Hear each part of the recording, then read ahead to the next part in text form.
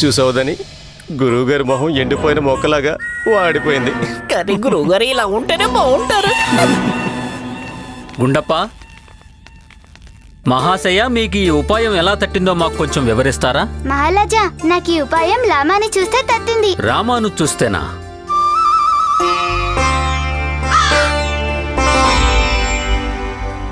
అది ఏ విధంగా?